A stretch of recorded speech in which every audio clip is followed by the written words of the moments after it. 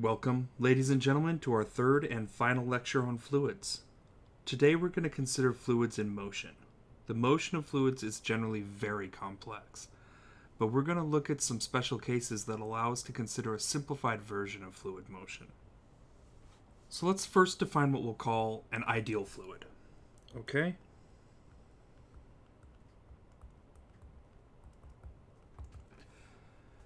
An ideal fluid is incompressible.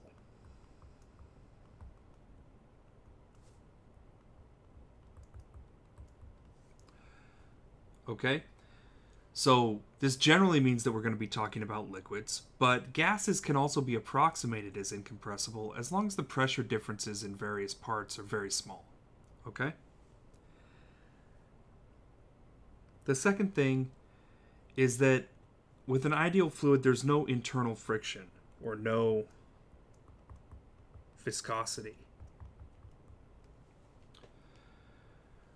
So as parts of the fluid move past other parts of the fluid, there's no friction involved there, okay? This internal friction of the fluid is called viscosity, and we're assuming that these fluids have zero viscosity. In the real world, all fluids have some level of viscosity, and there are real effects that must be accounted for due to viscosity, okay? We'll also be simplifying the flow of fluids so that we're considering steady flow. And this means that all the particles in an area follow what we'll call flow lines, okay? And these flow lines don't change in time when we're considering steady flow.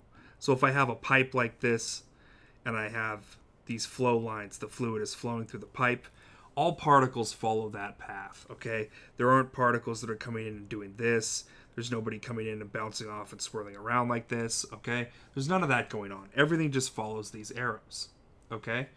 Now, when fluids are flowing very fast, or there's a great deal of interference with their flow, turbulence is created. And turbulence is a more chaotic environment in which these flow lines are changing in time, and they can change pretty significantly in a relatively short time period. Okay? So if our fluid was flowing through this pipe really fast, and there was some tiny bump here, as the fluid goes into this bump, we might get these kind of like crazy lines that go all different directions like this, right? That's called turbulence. And we're not going to consider turbulence here. Turbulence is much more complicated than we're prepared to talk about, okay?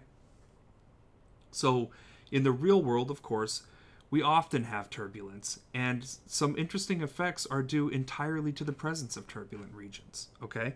So for example, throwing a curveball in baseball, I put spin on the ball like this so that as it flies, there's a downward force on it, okay? So it arcs not only because of gravity, but also because of a downward force, and this comes from, as the ball spins, creating a turbulent region right up in here, okay? That creates a force that pushes the ball down like that. That's how a curveball is thrown.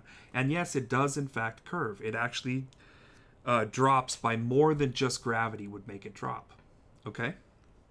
The dimples on a golf ball are there because of the effects of turbulence. And if you go to the airport, you'll notice that a lot of planes have wings that if like I was looking at it from the back or the front, it does this at the end, right? It has this little upturned piece on the wing out here. And that little upturned section of the wing is on planes because of the effects of turbulence, okay? And that little upturned section of the wing modifies the turbulence that's there at the end of the wing to give the plane essentially better gas mileage, okay?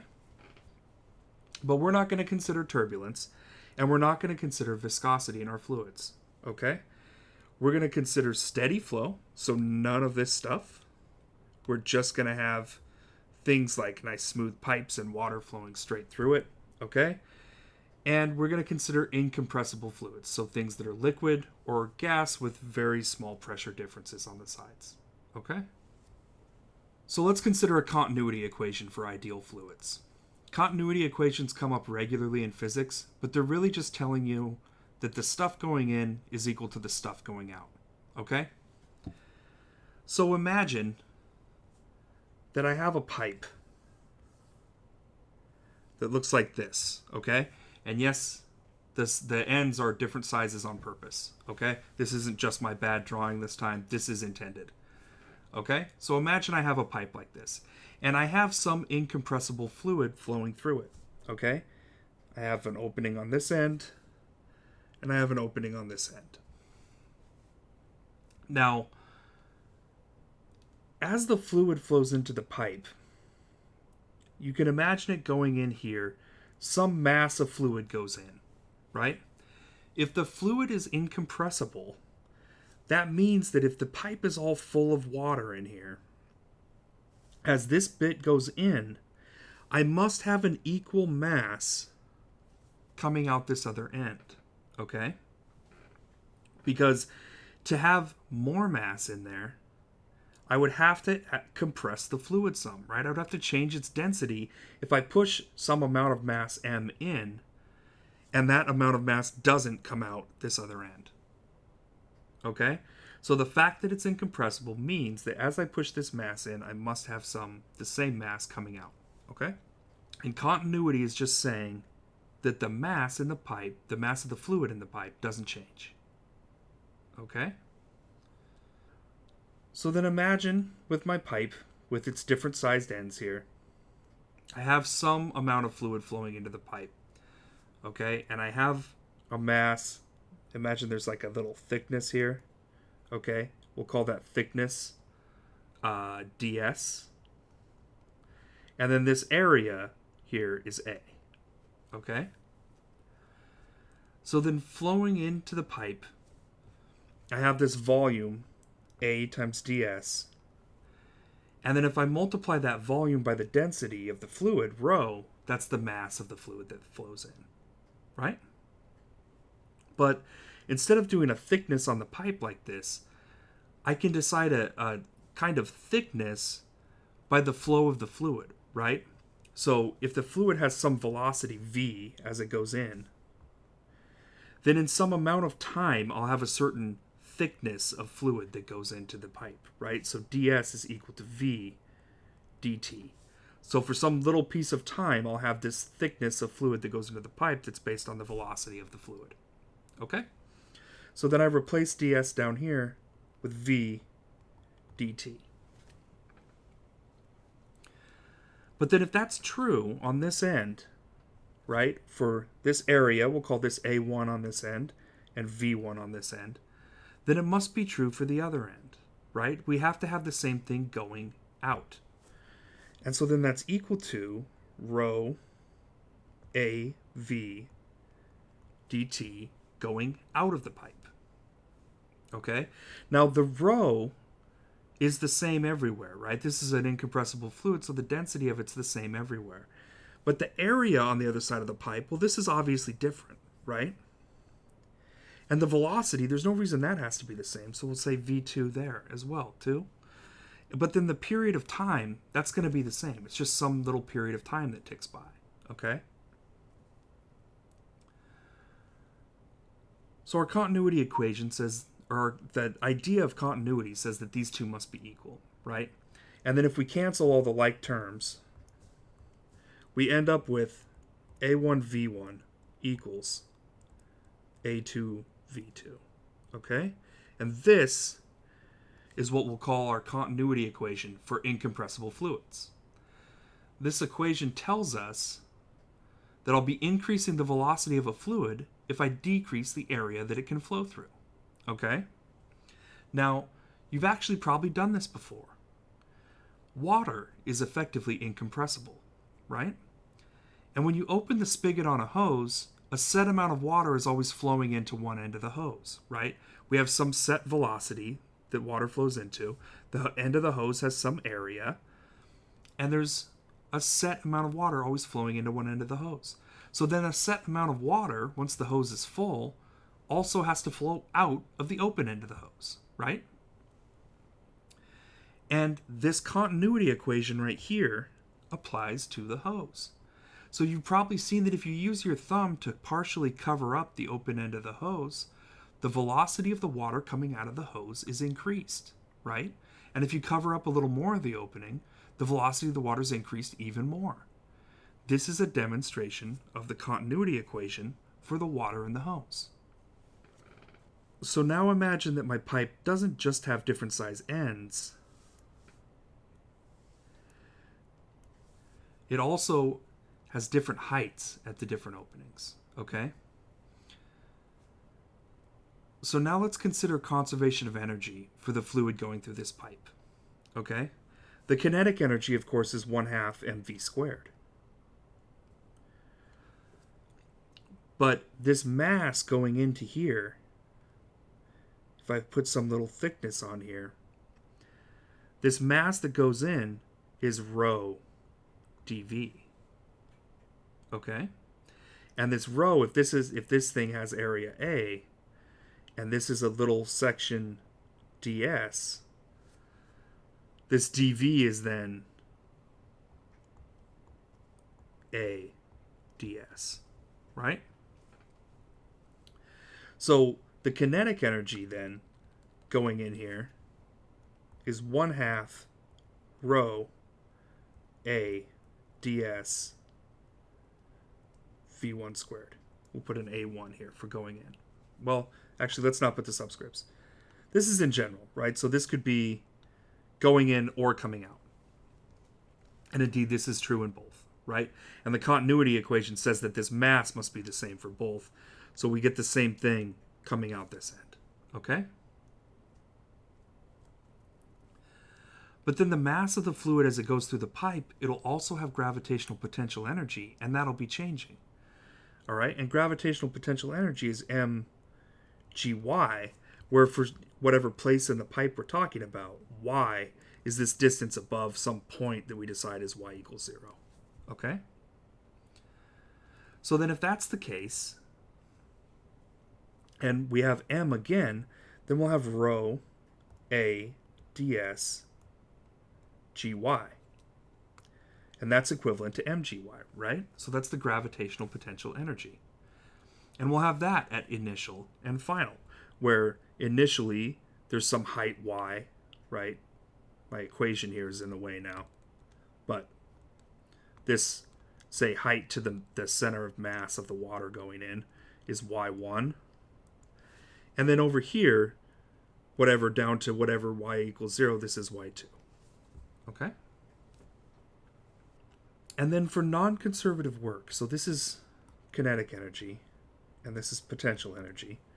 And then for non-conservative work, the piece of fluid going in is pushed by a force, right? And all along the path, it's pushed by a force, and it's pushed by this force pressure times the area, right? Pressure is always multiplied by area to get force. So it has PA coming in, but then as it comes out, there's some pressure pushing back on it here, right? Newton's third law says that as it comes out, it puts pressure on whatever's in front of it. And so whatever's in front of it must put the same pressure back, and we'll call that P2A2, okay? We'll call this one P1A1.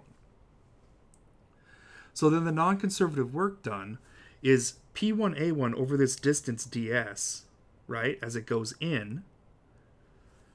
Remember, work is force times distance. And then as it goes out, it'll have some ds as it goes out. Okay? Now, the continuity equation tells us that dV equals A ds. And this dV isn't going to change. Okay? So, A1 ds1 is equal to A2 ds2. Okay? And they're both just equal to dV. So now let's write our conservation of mechanical energy. Initially, we have 1/2 rho, and we're going to say dV, and then v squared, okay? Let me make it clear this one's capital. V squared, okay? V1 squared, plus rho dV g y1 plus P1 dV minus P2 dV. Okay? That's initial kinetic energy, initial potential energy, and then two terms for work non-conservative, one positive and one negative. And then that's equal to the final, right? And on the final, we have 1/2 rho dv v2 squared, okay, plus the potential energy at the end, rho dv g y2, okay? So now if I do some rearranging and I cancel the dv that's on every term, what I'll end up with is that P1 minus P2 equals 1/2 rho V2 squared minus V1 squared plus rho G Y2 minus Y1. And this equation is what we call Bernoulli's equation, okay? And Bernoulli's equation tells us how the change in pressure depends upon the change in the fluid's speed and the change in the fluid's height, okay? Now, with this one, we know that the speed from the continuity equation depends on the area of the pipe, right? So we said before that A1 V1 equals A2 V2. So these two equations together can allow us to, in a simplified way, model the behavior of fluids through different pipes and things like that. Okay?